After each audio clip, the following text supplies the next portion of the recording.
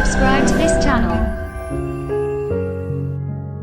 Hi, welcome to the Underestimated Voices podcast.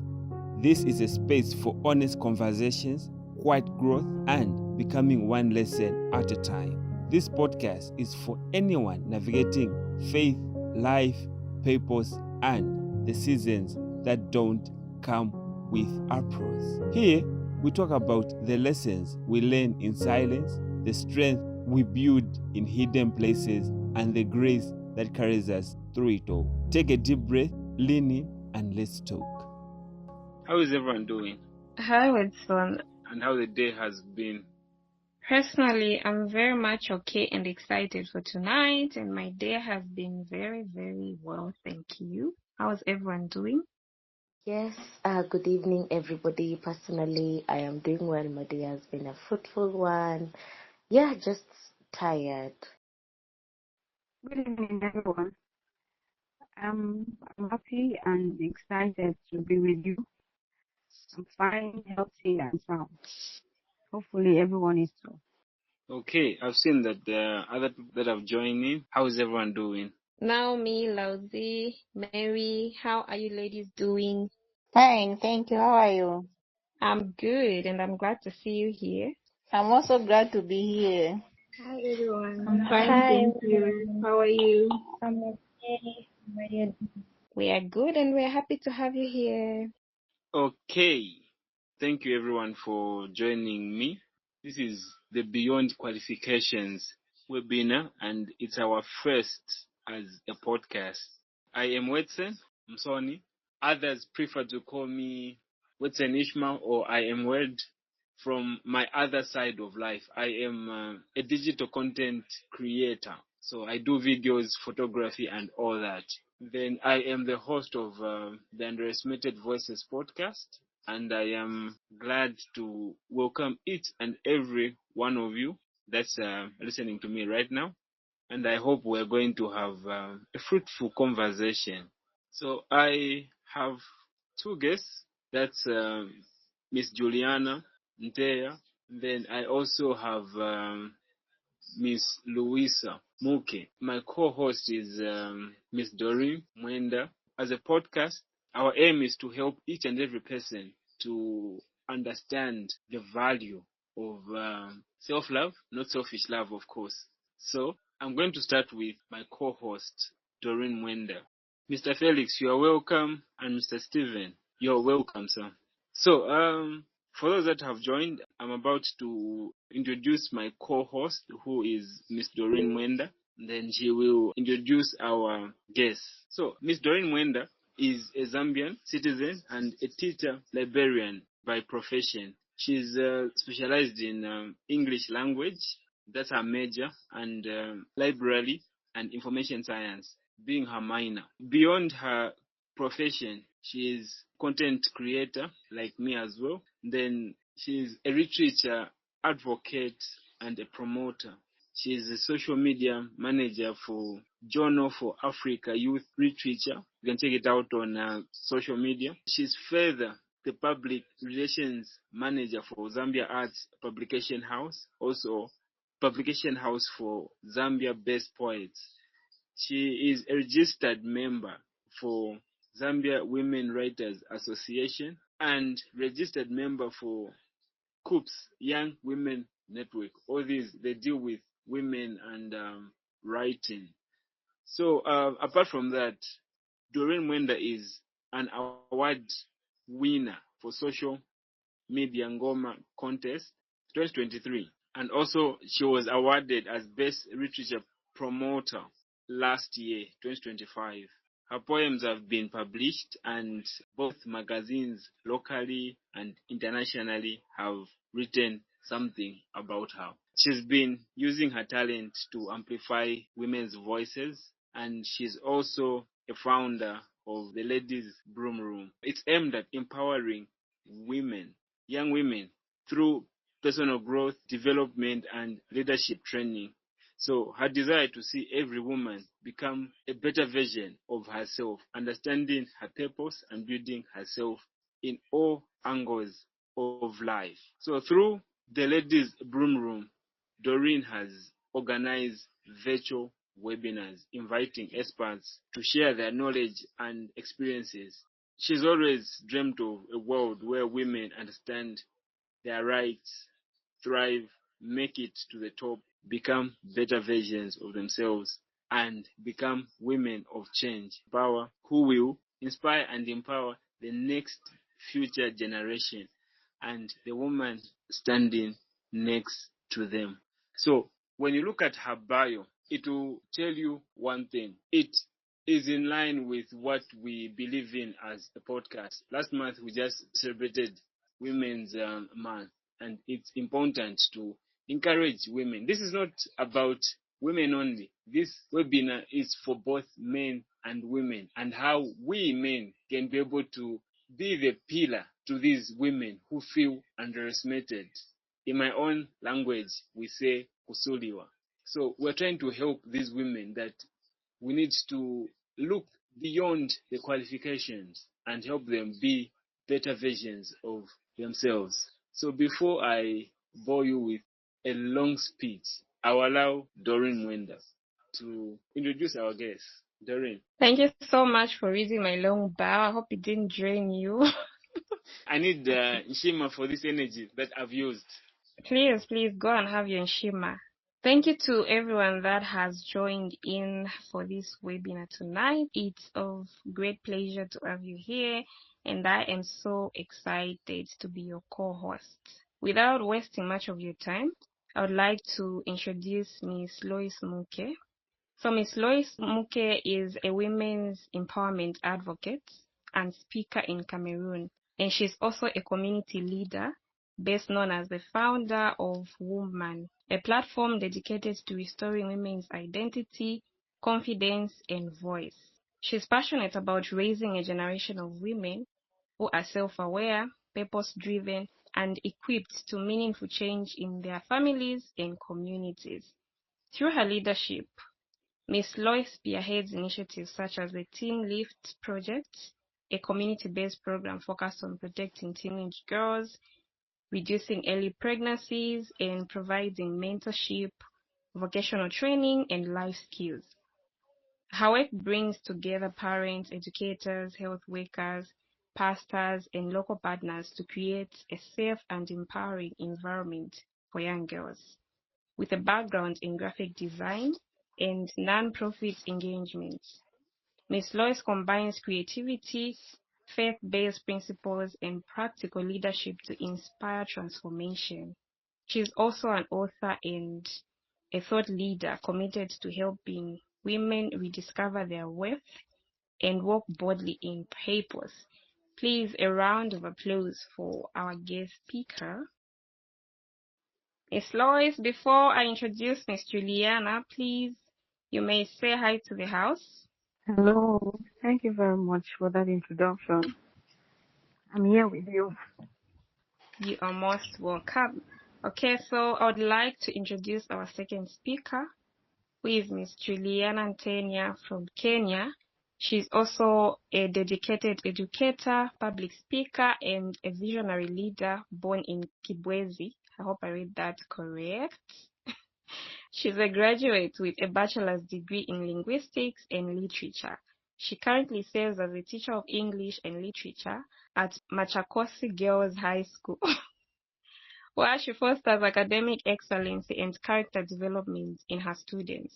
As a passionate advocate for the next generation, Ms. Juliana is the founder of Crown of Glory Network and the driving force behind Girls with Crowns.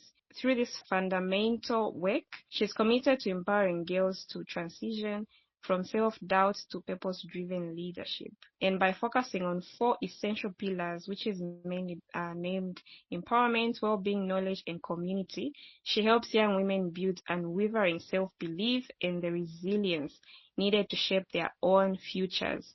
Her mentorship programs, such as the Polish Dual Pathway, provides a unique blend of leadership training, mental health, wellness, advocacy, and essential life skills. Ms. Juliana extends her reach through the Crown of Glory blog and podcasts, sharing personal stories of encouragement and inspiration. A compelling voice artist speaker, she is dedicated to building a legacy of dignity, excellency, and empowered African women. Ladies and gentlemen, I welcome Miss Juliana to the stage and I ask you to please give her a round of applause. Miss Juliana, say hi to the house. Yes, good evening. How are you?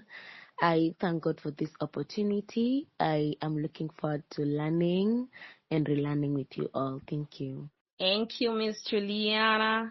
We are looking at a topic that is quite common. Most of us have seen this happening in our societies. We are looking at a topic entitled Celebrating Women, these women that are thriving beyond their qualifications. You know, we're living in a society where women are underestimated, they're underrated, they're overlooked. You know, there are certain leadership positions that they can't take up because the world believes that these positions belong to men only. They believe that a woman can't run certain positions. So tonight, our topic is going to teach us on how to still stand tall even when you feel like the world looks down on you, they underrate you, and they underestimate you. That is what our topic of discussion is all about. To start with, I would like our guest speakers to share with us. During your life, throughout your life, can you please share with us a moment in your life where you felt underestimated or doubted, either by others or yourself, and how that affected you at that very time? Looking at everything that you've achieved, I know your bowels were so heavy, so we want you to tell us, before you became the Juliana that you know, Miss Lois, before you became the Miss Lois that we know now, what kind of challenges did you face? Was there ever a time when you felt underestimated or doubted by society or someone who was standing next to you? So, Miss Juliana, you can be the first one. Thank you so much. And of course, in Kenya, I'll say asante sana, meaning thank you. Yeah, just to say, feeling underestimated is one thing that you'll never avoid in life. So I have this one instance, and that came last year in my job place. I said I am a teacher of English and literature, and I remember it came a time where my students wrote a letter to the administration saying that they don't want me to teach them. And of course, if you've been in a school setup, you know that it's very rare for students to come up with such decision. They must have been incited by someone, maybe who didn't feel that I fit in the society, or who felt that I am, I'm bringing a lot to the table. You never know. So for me, that was a really tough time. So I was working with this man. Now I didn't have a clear picture of what I really had to do, but I believe that God was sending me into something. So one of the mistakes I would say I did was creating a platform without letting him know that I want to leave him for a while and start, or let him know what I have in mind for that season. So I just hurriedly created a group. We are moving to the next question. So, Miss Juliana and Miss Lois, during your experience of becoming the versions that you are today, you've told us some of the challenges that you faced. And I think Miss Lois has already responded that at first she had some self-doubt and whatnot. So maybe this question might go to... Okay, thank you. I can answer the question that she has just asked. In my experience, which has been more challenging, is it self-doubt or doubt from others? And how have I overcome it, or how did I begin to overcome it? When you look at those words, one is, they both share the word doubt, but one has the word self, and the other one has the word others. So this is what I'll say. Self-doubt is far much dangerous more than doubt from others. As I said, one thing, I went to school in the morning, found a letter on top of my table, and the students had just said, "We don't want Miss Julian to teach us." That is doubt from others. But now, what about me? And I'll say, Public doubt is just noise. Personally, I took it as noise and I chose to close the door on it. Everybody can choose to close the door on it. Whatever people are saying, how they view you, whether they approve what you're doing or not, whether they approve your brand, whether they approve your society or even network, that is their choice. But there's one thing that has to be your choice. So, when you look at self doubt, this is the noise inside the room that you are in, inside you. And so I began to overcome this self doubt by changing my perspective from perfection to stewardship. Maybe there's something that the students needed from me that I didn't provide them. One thing I decided is I will not cast the stones on them or even say that they didn't like me or whichever. I decided it's okay, I am not perfect, but can I be a good steward to whatever God has given me, one day at a time? Then I realized the vision that I'm given wasn't even about me. Teaching is not even about me. Crown of Glory is not about me. Girls with Crowns is not even about me.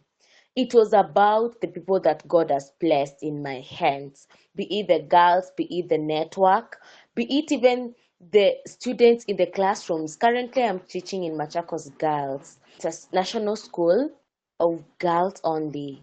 My question is to myself, am I a good steward? I said I came from being perfect to a good steward. And you notice that every time you embrace stewardship, the noise in you, the self-doubt, you know, uh, gets so slow, and it's actually the noise fades. And so I made the mission bigger than my ego. I made my doubt become irrelevant because I was chasing, and I am always chasing, stewardship. And I started doing it not for the fear of other people, but for stewardship. And that is it all. Thank you. Thank you, Miss Juliana. Thank you for that experience. It's normal to have self-doubt at first because you don't know how things will turn out, you don't know how things will work out. In fact, a psychologist once said that if you're failing, then you're not doing anything. So before you succeed in whatever it is that you're doing, it's normal to fail. It's normal to feel that self-doubt until you become who you want to become or until you get to where you want to get to. Okay, so our second question to you, our guest speakers, is looking back at the path that you've walked through, was there a season in your life where you ever felt slow, like you are delaying, like, Juliana she wants to gather the girls with crowns, she wants to go into schools, advocating for menstrual hygiene. Was there a time where you ever felt slow? Like it's delaying. Why can't it happen now? Did you ever feel the silent voices in your head, or did you ever think that maybe the process of it being slow was being unfair in that which you wanted to achieve? And if at all you ever felt that, how then did you later on realize that whatever you are going through was just a way of God's preparing you for what He was preparing you, because they say that God prepares women silently before He brings them to the public. So we'll start with Miss Lois. Miss Lois, before you had this idea of, the woman initiative and also just you advocating for these young girls and young women, did you ever feel like it's taking too much time? Why can't I know you have a lot of women in your group, Miss Lois. So did you ever feel like these women that I have, the number is delaying, I want to have 1,000 ladies? Did you ever feel that way? Okay. I actually laughed when you said I had many ladies in the group. One of the things I believe so strongly is that people are just numbers. But if you want to talk about impact, it has to do with how many of them are able to receive what you have. Because one of the challenge with most people, I would just say most people, is we are being overwhelmed with the of people that we can put together, but not really concerned with the impact that we are giving out. And that is a major concern for me. So I will want to talk about my life last year. 2025 has been one of the most challenging years in my life when I felt like everything, I will not say it's slow, but everything was on a pause. I felt like nothing was moving and everything was just stagnant around. And that's because I had already set a goal of not just a number of people that I wanted to a number of ladies that I wanted to reach out to, but the number of people who can confidently say that after this meeting, after this session, after this workshop, this is what I left with and this is what I'm about doing. But do you realize that most times when you get to do a lot, in fact, you put in so much into any activity, any program or conference, just as this one now, you put in so much in it, and at the end of the day nobody can produce a tangible result that you can say that okay, this is what you've been able to achieve from this program. I always say that I'm not moved with numbers, and that is what I tell a lot of people. I'm not excited. We can have 10,000 people, we can have 20,000 people, but that is not my concern. What I'm most interested is when people are able to leave a gathering with something that is useful to their lives. So when I begin to work or I begin to I cannot see any result. What I'm doing is actually a challenge to me. I feel like everything is on pause. Most times it's funny, but I feel like God has abandoned me in the journey alone. And what I do is I will just have to halt everything, go back to God and just cry. I'll be like, God, have you abandoned me? Or maybe I'm not aligning to what you want me to do per season. I'm not in the right path that you want me to walk in. So most times it gives me the permission to go back to God, go closer to God to seek guidance and seek what He really wants me to do for every season that I get into. So, but one of the lessons that God has taught me in those moments is that I should always trust His word, whether it is applaudable, whether the results are visible or not. He works even in the unknown places, even in the unseen places. So we might personally have learned not to be moved by maybe the applause, because sometimes I feel like is when people get to write out their testimonies like after this conference this is what I achieved, after this meeting this is what I learned, even if it's not about what I said, but about the speakers that I invite, about whatever that I have to put together under the umbrella or under the covering of woman, it should count for something, or someone should be able to say, this is what I achieved. But now I've learned that I don't just limit my measuring rod just by what the compliments that people leave, but the inner transformation that it causes. Because even when we read scripture, Bible says that we are being transformed by the renewing of our minds. And when the mind is being renewed, it's invisible. People don't see the mind, but we only see the after effects, maybe after a period of time. So that is what God was teaching me during that process. So now I don't count the impacts by the number of people who write to thank me or the number of posts that are being made to say after attending this conference. One of the clear examples that scripture has given us that has shaped this understanding is there are two sons. We have a son that you're going to send, and that son accepts to do what you've asked him to do. But at the end of the day, they don't do it. And there is another son that you're going to send out and tell them, I want you to do this. And they're going to tell you they're not going to do it. But at the end of the day, they get to do it. Which of these sons are more preferable? So we are going in for the one that refused to do it, yet at the end of the day, they were able to do it. So in the course of the journey, you realize that there are a lot of people surrounded around us. There are a lot of people who look up to us, who believe in what we have, but they are not going to openly tell you that I am learning this from you. I'm achieving this from you. This is what I've been able to grasp from everything that you give out. But through their life, you can see that there is something that they are getting from it. So I'm learning to accept the fact that I don't need to see it, but I just need to believe that something is happening. Be it the small commitments that I put in, the little sacrifices, everything counts. Something deep is happening. The renewing of that mind is occurring, and we just have to give it time. Everything will be revealed. Thank you very much. Oh my God, how interesting.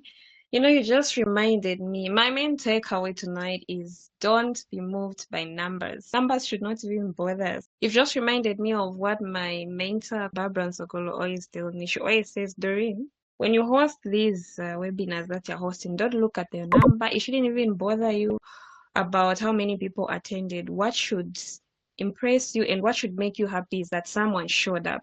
So when you look at the numbers, think about the few people that attended. They sacrificed just to listen to you, just to learn from you. So those are the people that you also have to show up for. They were able to show up just for you. So don't worry about, no, I should have had, 100 people. Impact is not about numbers. It's just about even just one person. As long as one person is able to learn something from you. Miss Julia, do you like to say anything or you're good? Okay, thank you. I can add on what Miss All Lois has right, just please go said. ahead. I'll say that for me, I'll call them hidden seasons. And I'll say hidden seasons will always be there.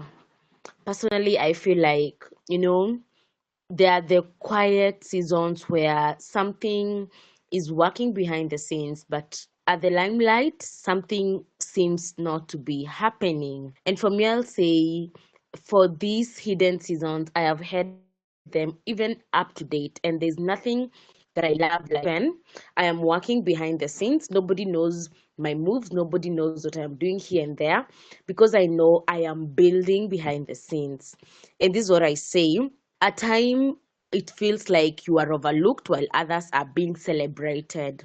And I've seen those things, especially as a founder, whereby you look at what your fellow founders are doing, their projects, their webinars, name it, and you feel as if they're being celebrated day in, day out. And yet, on the other end, personally, as a founder, you have nothing, or actually what you're planning is not yet ripe or even for it to be brought on board. Sometimes it feels so difficult just looking at people being celebrated. But for me, I really, really love those moments because I realize that the silence is a gift. And anytime I go silent, either at Crown of Glory or even Girls with Crowns, I normally know that I am building something and I'm coming back strong.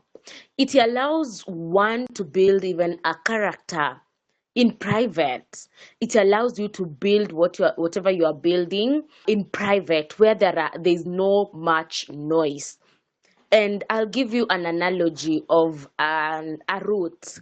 When you plant a seedling or even when you plant a seed, out here we see the leaves, we see the branches, but down there are the roots. Just picture a very big tree that has grown from being a seedling. What makes that tree stand strong? It's the root that has grown, be it fibrous, be it a taproot, that is able to hold this tree uprightly and firmly. And for me, it's what hidden seasons are like. Thank you. Thank you so much, Miss Juliana. Indeed, you're very, very right. Even the Bible says there's time for everything. So we have to understand that things don't work out in just one night. It's the results that you want. You need to exercise patience in whatever it is that you're working on. Okay, I think you've answered some of my questions. However, I'd like to find out from both of you, how do you build confidence in yourself when you're not being recognized and you feel like you're not getting enough support out there from it might be from people around you or from maybe the people that you're mentoring. How does it feel like not to feel recognized and also appreciated and supported? Do you look for validation from others, or you don't really care much about support and just you being recognized for whatever it is that you're working on? In this contest, we are looking at women here, and also, of course, girls with crowns. Miss Lois, you can go ahead, and then Miss Juliana, I can quickly jump in. All right. I want to first of all state that we are all humans. And those who will tell you that I'm not moved by motivations, I don't consider them being truthful. Because no matter what, we are humans. And there are moments when those motivations or maybe the applause and validations are what you need to keep you going. But now, you will not always get that. And at this point, personally, sometimes I cry. Like, is it that what I'm doing is just is just for myself? And so we shouldn't lie to ourselves. There are moments when you will need those validations. It makes you feel seen. It makes you feel like what you're doing is accepted. Always there. So nobody wants to tell me that they can live without validations and all of that. It's a lie. We shouldn't lie to ourselves. But then when you don't see them, or you're not validated, or maybe what you're doing, it goes to me is God sees me. And those who are close to me, I always say that everything I do is a service unto God before anyone else. So everything, tell God that thank you for the gift of salvation. I'm sorry, but this is where I'm coming from, and I cannot really do without it. So it's me saying to God, thank you for where you brought me. Because I want to first of all share a little experience from where I'm coming from. I'm coming from a place, I'm a pastor's daughter, but my life wasn't the way it is now. So a lot of people are just seeing how God has helped me, but they have never known where I'm coming from. I've been someone who has suffered masturbation for 11 years, and that was it. I don't know if I was being initiated or being possessed when I was in primary four. So from I've been a staunch, if there's a word for staunch masturbator, then we'll accept that tonight. So I was battling with that for nobody knew about it, and I was just trusting God. And it got to a point where I felt like I have accepted that part of me that this is how I need to live my life because no help was coming. But out of a sudden, help came, and I cannot explain how I was delivered. And up to now, I have never sat a day and I just those urges came and I just attended to in the name of masturbating. So it has always been the hand of God. It has always been the help of God. So the only little way I can tell God that this is me appreciating you is by serving. So whether the validations or whether men get to see it, I believe that God sees it. I believe that the path I'm taking, it is God that is leading me. And if that is the only thing He will want me to do, I will do it with all of my heart. Like I said, there are moments when we are going to need the validations from people. Maybe not everyone, but there are specific people that always want that, I want this man to tell me that this is what I'm doing and what I'm doing is good. But what happens? We should, or yes, we need to come to a point where we are satisfied or we are contented with what we are doing, no matter what is happening around. In fact, we should develop a mindset where we can be blurred with not seeing people. And when I say not seeing people, is accepting that you are in an environment where it's just you and what you're doing. And you just have to be focused. You just have to be intentional about what you're doing. Because if it is validations that move you or that drive your curiosity or drive what you're doing, at the end of the day, you will realize that you're living a fake life because you're living a life to impress people and not a life to serve people. You're living a life to for you to let people get wild at what you're doing. Results. You will not even be mindful to get the desired results when you're living to impress people. So we just need to be conscious of the fact that this is a service. First to God, second, because what comes to humanity is something that has gone through you before affecting the society. So you are just expressing a life that you're living. So if you as an individual, you're not living a life, definitely you're passing out a lie. So you are just a direct, or the society is just a direct reflection of what you have in the inside of you. So whether the validations are there or not, you know that it's just your life, it's just your culture, it's just your habit or your routine to do whatever you're doing. And when you have that in mind, you will keep pressing on with or without the validation. You will be focused, and you even get more intentional, because sometimes when those things are not, I'll be like, okay, if you don't see me, I know that there is somebody who sees me, and I'm just doing this to satisfy my desire that I'm also contributing something valuable to the society. Thank you. So much, Miss Lois, and you're absolutely right. Living a life of validation, you always be looking around and waiting for people to tell you, oh, what you did is right. You're always waiting for people to clap for you. So this is what I always tell people. If you always wait for validation, what if it never comes? It means you start feeling demotivated. So it's just about you being focused and knowing what you want without even seeking validation. Of course, we all want to be appreciated at some point. So if it comes, it comes. If it doesn't come, you still have to carry on with what you're doing. Definitely, someone somewhere is going to recognize the work of your hands. Miss Juliana, would you like to add on? Yes, I will just add on what my sister said, and I'll say briefly that we all need those affirmations, as you say, and those validations. But I'll say that building confidence is an inside job, and you build it through consistent self promises.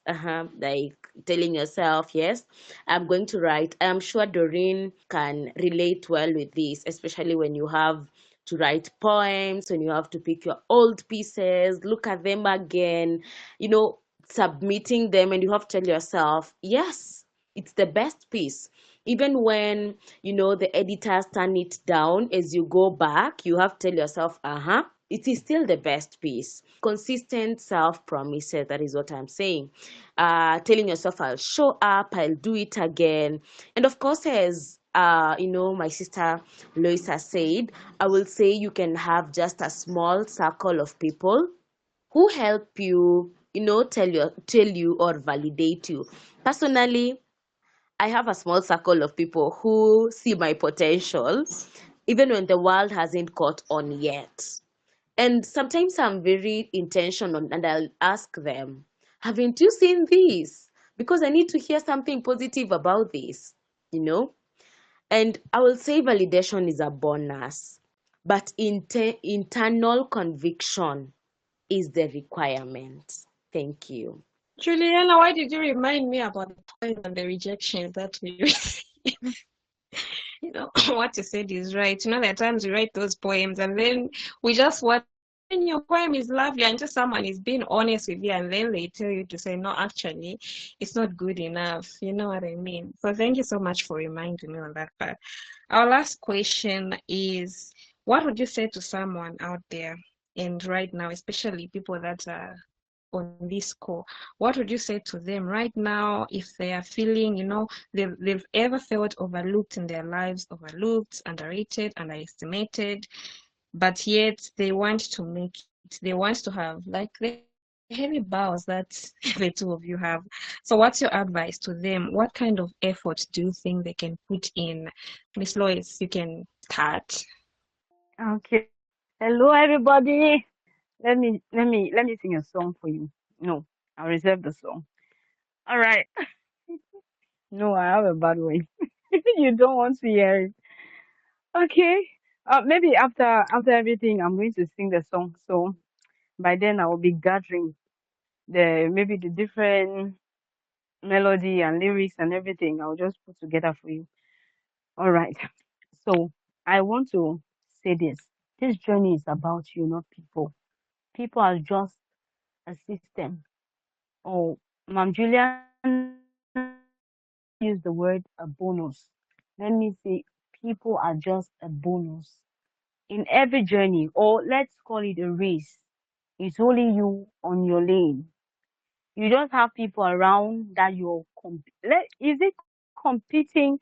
You're running the race with, but at the end of the day, you are not competing with anyone. It's just about you, about your goal, about the focus, about where you're going to. If you're well convicted that this is where you should be and this is what you should do, then go for it.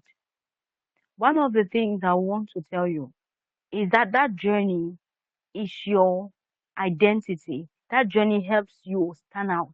So you don't expect to stand out and you don't expect to be separated from people or to be unique and or different for people to love that difference, appreciate that difference because we are living in a dark world and it's unavoidable.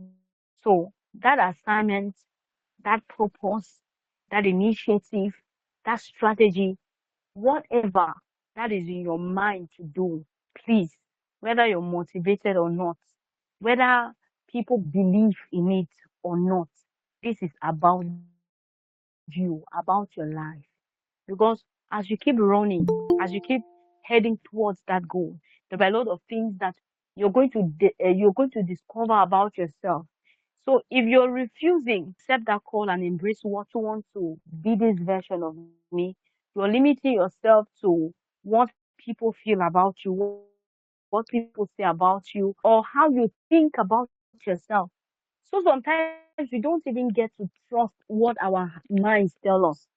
We don't get to trust what our minds tell us because the heart of man is desperately wicked. You can know it. So there are moments in your life where even your heart will tell you that you cannot amount to nothing. So at that point, what will you do? Are you going to dash out all of those ideas, all of those plans, all of those things just because something within you is telling you that you're not up for it? No. We also need to be conscious of the fact that this life is not just about us. I don't know the number of times that you've heard this particular phrase, but I want to still bring it in as a reminder that this life is not just about you. It's about, yes, to what you have to do for them to be able to see that light. Through your light, a lot of people have to see their light. Through your life, people will need to come to the consciousness of who they are too. So you're not just a person, you are an epistle so that somebody has to read to be transformed. You are an epistle that somebody has to read to become all what they have to become in life. I love this quote that Miles Morin said that there is buried. A lot of things that people were yet to realize have been buried. So you cannot afford to die when a lot of things are still hidden in your bowels. Each and every one of us here have been born to be great. Scripture says that we are born to stand even before kings, where the kings of this world and the princes of this world will sit to listen to what you have to say. Then there is no reason for you to rest. There is no reason for you to quit. There is no reason for you good enough to give up. So even when things are not going the way it was planned to go, please, just for the sake of the lives that are depending on you, you will keep holding on to that idea, to that vision, to that strategy. You will keep pressing on until you achieve it. Thank you. Thank you, Miss Lois. Indeed, you're the founder of Womb Man. Miss Juliana, I would like you to respond to this question. How do you think we can create a culture where people support each other, instead of comparing each other's journeys? Like, oh, Juliana has, she has 1,000 people in her group. So I need to have more people than the people that she has. So how can we create a culture where we can work together and learn from each other than us, living a world of competing with each other, especially women? I don't know what's wrong with women. We're always competing with one another. We don't want to learn from one another, but mostly we want to compete with one another. So how can we change that narrative, Miss Juliana? That's your question. Thank you. Thank you, Doreen. Yeah, it's a nice question, especially when it comes to women. I really don't know what's the issue with us. One, I'll say it's good to support each other. It's good to clap for each and everybody. One thing I'll say, if you want the heavens to back you up, of course you'll have to back up what your sister or brother is doing. And I'll always talk about collaborations. Reach out to Mom Lois, reach out to Doreen, reach out to Wedson. If you have an event, it comes out more strong or stronger, and you get to feel the support if you just reach out. Don't sit behind and just say, will I invite Mom Lois? End of the day, my audience will have, shifted to be our audience. No, call us. I mean, appreciate each and everybody's efforts. And I'll say, practice loud encouragement. We often think that, nice things about others, but we never say them. That is one of the things that happens in us. We see a nice dress and we're like, that is a nice dress. But jealousy cannot allow you to tell, the other person that, wow, I love your dress. It's a nice one. Can I get mine like this one?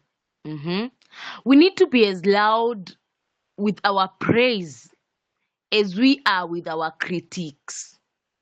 Most of us are very loud with critiquing people. Your hair, there's something wrong with your hair. There's something wrong with your poem. There's something that is not working out, with your podcast. If we could be that quick in saying, I have listened to that episode and it is wow, Wedson, that episode has just blessed me. Ma'am Lois, I attended that webinar and it has been a life-changing webinar. Instead of saying, I wish they could have done this, I wish they could have chosen this moderator, I wish they could, they could have brought such kind of guests. So when we realize that someone else's light doesn't dim our own, then we stop competing. Someone else's light lights our own light. It doesn't dim ours. And actually, imagine of one candle that is the other person's candle in a dark room. Then you come with another candle that is yours. Imagine how bright the room is. And that is what the world needs from us. Doreen has one candle. I have another candle. Wedson has another candle. Ma'am Lois has another candle. We are in a dark room, and that is the world. We need to bring all these efforts together and light the world. Let us stop competing and start collaborating. And lastly, I'll say success is not a finite pie. There's enough room for every crown at the table. This is what I normally say. Miss Doreen talks to women. She's from Zambia. I am from Kenya. Ma'am Lois is from Cameroon. Just think of how many women we have in those three countries. Don't even think of Africa. Personally, in Kenya, am I even able to reach out to those women in Cameroon? Have I even finished reaching out to all the women in Kenya so that I may become jealous of even what Ma'am Lois is doing on her hand? Have I finished reaching out to all the women in Kenya so that I may become, an interference to Doreen, so that I may not support her events or even stand with her? There is much room for everyone, and everyone has a space at the table. So, ladies and gentlemen, let us fix our crowns, collaborate, and support each other. Thank you. Thank you so much, Miss Juliana. You've reminded me of so many things. Miss Juliana, I know you know my mentor, Coach Buddy. I'm so sorry that I'm always citing her because she has such a big impact on my life.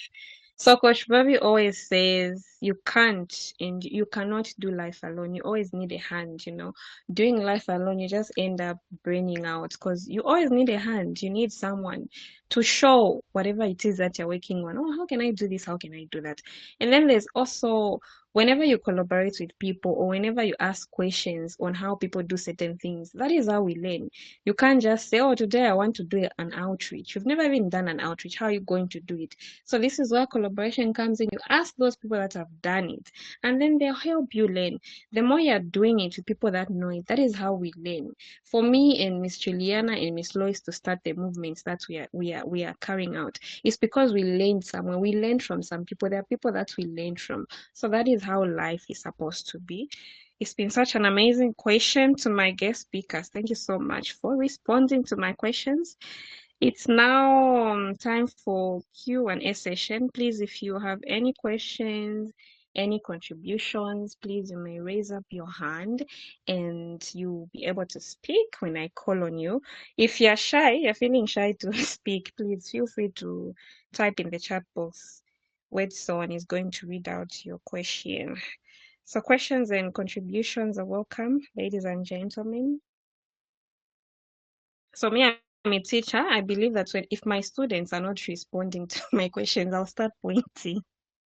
So I'll start calling out your names, questions and contributions. Mr. Sevenya, counselor, can you please cancel us any questions, any contributions? Hello, good evening. Good evening. Great. Well, just a quick question. Learning from you people is such an amazing thing. So a quick one goes to is it Lois, and also to both our two speakers. How did you know that what you're doing is truly your purpose? It's truly what, like in Lois's words, with regards to God. How did you know that that's God-given assignment upon your life for you to truly believe it and say, this is it for me, and this is what I'll stick to for the rest of my life, and this is what I want to do? How did you have that conviction to reach at the point where you believe it, that this is truly for me? Okay, thank you for that question. So I will want to use my experience. Whenever I feel discouraged, there is always a way that he will talk to me and then believe. So sometimes, like I said, one of the ways that I get to understand more about what God wants me to be is I take a break or a retreat. I will just have to go back and pray and then study with the word.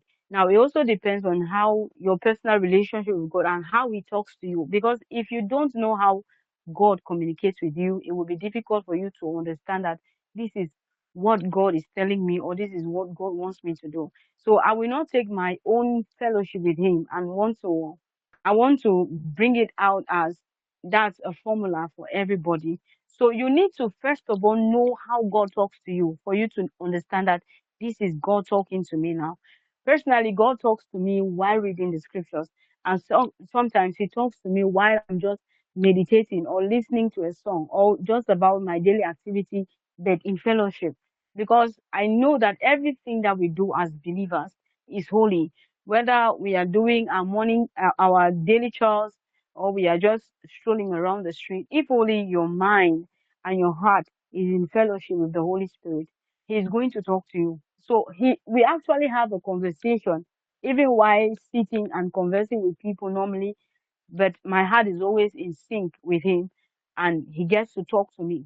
So one of the clear examples that I get to give is there was a time when, like last year, I would say last year because it has been one of the challenging years that I doubted a lot and I felt like he was not with me in this journey.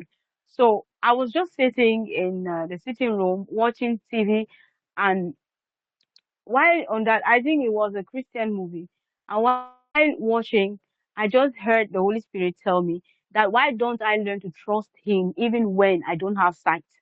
Why don't I learn to trust him blindly?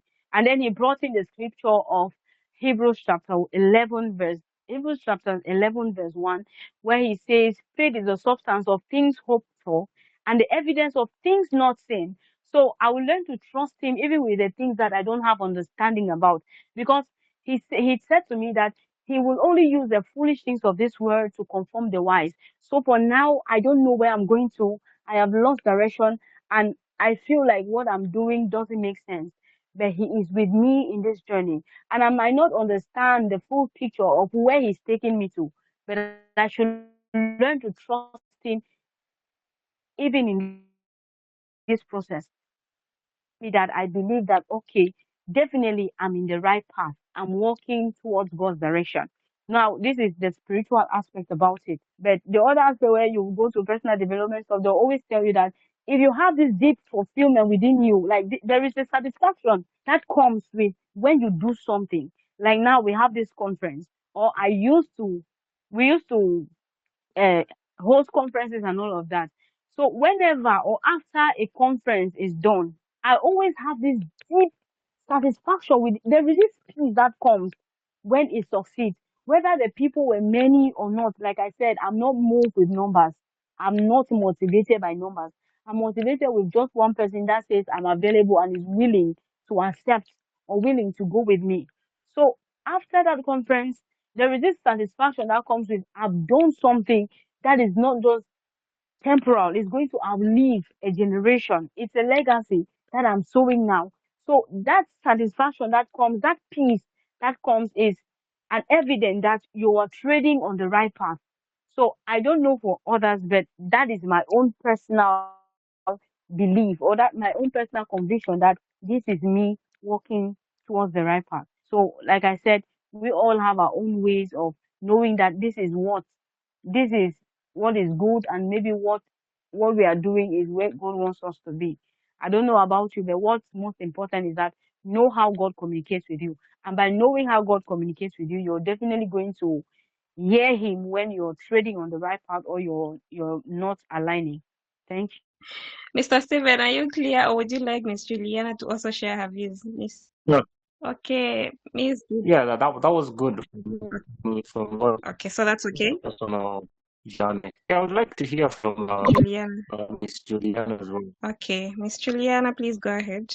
Thank you. I will just echo what Ma'am Lois has said, and maybe breaking it into three. That is one, weight of the burden. As said, you always feel there's something hidden what breaks your heart, especially when there's a problem that you want to solve. Let me tag what Stephen does, especially when it comes to, let me narrow down to your line, breaking down or even talking about the suicide and why people die by suicide and all that. As Luisa said, whenever you have sessions, talk to young people, talk to people about, bring that awareness on board, you feel a certain type of satisfaction. And he has said that there's a certain type of peace. And what I want to talk about is the evidence of the fruit. Purpose is always confirmed by the lives changed. Whether it's 1, 2, 3, don't even count the numbers. But you normally know that, yes, this is what God has called me for, or yes, this is the right track, when there's the evidence of fruit. When you see people changed, when you see people, change their perspective about suicide, when you see people say that, wow, we've found this boy or girl who wants to commit suicide, let us take him or her to Stephen. Let them give, him or her a word. That is when it dawns in you that truly, truly God has called me for this purpose. Yeah, thank you. Thank you so much, Miss Juliana. Yeah. So we will allow Felix to speak. Mr. Felix, you can ask your question or your contribution. Okay, thank you. Thank you very much. Ladies, thank you. My contribution this evening can be in threefold. The first part is, as ladies, girls, even all of us, we should learn to celebrate small achievements. We are talking about affirmation. Affirmation also starts from a small circle. If you have a group of maybe 3 or 4 people who surrounds you and they affirm you, that is okay. But you yourself learn to celebrate small achievements. I can give an example. Some of the things that inspires me as an author, for example, Ngugi wa Thiong'o is a Kenyan professor. The famous book I think most of us have read, The River Between. He wrote that book when he was in second year. Again, Harry Potter, the famous Harry Potter, his book was rejected several times, but never gave up. What does that encourage you and me? That in our small endeavors, in what we are doing, never give up. Learn to motivate yourself. Learn not to give in, to surrender, to give it all. To say, I think I'm not better at this one. And then to add on what Stephen was asking about knowing the purpose or the call from God. It is not one dimension. Each one of us has passion and desires. And God, in His infinite mercy, answers us through that. Through what you like, God can use what you are passionate about to bring good news to others. So sometimes you look at what you like. Can it be helpful to another person? If it is yes, God will use the same thing as a tool to encourage others. So it is very cardinal as we look beyond education. We are looking at how can we be helpful to others? How can this webinar help me to help another person? If you look at my profile, there are certain books there. The book in between, which is, I'm sure it is green, there's a girl there. I wrote that book in my second year in the university when I was learning children's literature. The Girl with a Dream. And that, let me just bore you a bit. I want to share something here. What inspired me to write The Girl with a Dream was simply when I was doing literature, children's literature especially, the books that were read, Cinderella, Talk the Beauty and the Beast, Snow White, name them. All of them, the girls in those books were saved by a prince. Correct me if I'm wrong. In all those books, the princess or the ladies or the girls in those books, the only quality they had was their beauty. Not what they were able to do, not what they were able to inspire or think. So just their beauty. So I said to myself, in order to support girls, I need to come up with a book that has a girl child who's able to inspire others, who's able to think, have an ambition, have a dream of our own, not just using her beauty, but have a dream of enriching herself and her community. That's why I wrote that book, The Girl with a Dream. I thank you. Thank you so much, Mr. Felix. You're just reminding us that for you to see change in society, change starts with oneself. So you need to be the change yourself. That's what you've taught us just now. Most of the times we're always looking for people to find solutions in our country. No, the government hasn't done this, they haven't done that, contributing to the problems that you're facing in your country. So that's what you just taught us. Mr. Wedson, I think my assignment is done. Over to you. Thank you. Oh, before I leave, thank you so much to everyone who attended this webinar. It's the little things that matter. We really appreciate your time. We know it's a sacrifice, it's a busy world, and people have so many things to do, but you chose to join us tonight. You're going to keep what you've learned to yourself. You teach others also. You share with someone who is seated and standing next to you. And then also, you may learn so many things in life. So what counts is what you do with the knowledge that you gain at the end of the day. So thank you. You've been an amazing class. Mr. Whitson, over to you. I am very grateful to our guests. Thank you so much for accepting our invitation, and each and every person that has showed up. This is a milestone for us as a podcast, and thank you so much. It means a lot to us, and I hope that will not end here. I hope we'll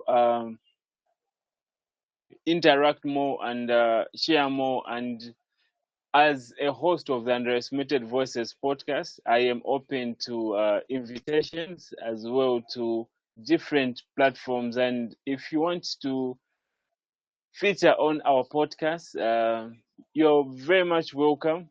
It's an open space. We look at human lives and how we can be able to preserve human lives. So I'm very grateful to each and every person that has showed up, and thank you for making it to the first webinar for our podcast. And yeah, it's so humbling to me. I'm very much grateful to everyone, and I hope in the next webinar we'll be able to chat more. So for now, Thank you so it's much, a good night, Wilson. and may God bless you. Thank you, thank you. Good night, everyone, and thank you so much for your sacrifice. Thank you for spending these moments with me. If this episode spoke to you, take it with you, reflect on it, and let it do the work it needs to do. You are not behind, you are not forgotten, you are becoming. Follow the podcast, leave a review, and share this episode with someone who needs it. Until next time, keep showing up, keep growing, and trust the process. Nika first ya mundu wanga. Kazapid. May God bless you. Bye-bye.